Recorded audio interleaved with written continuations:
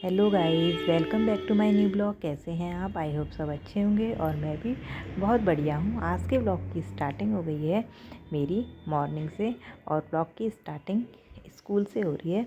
तो आज है 14 नवंबर। Happy children's day to all children. तो आज हमारे स्कूल में चिल्ड्रंस डे पर बच्चों के लिए एक प्रोग्राम रखा गया है।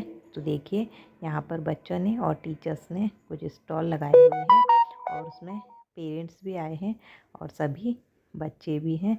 तो देखिए, ये ब्लॉग जो है काफ़ी इंटरेस्टिंग होने वाला है और बच्चों ने भी काफ़ी कुछ किया है यहाँ पर। तो इस ब्लॉग को फुल वॉच कीजिए।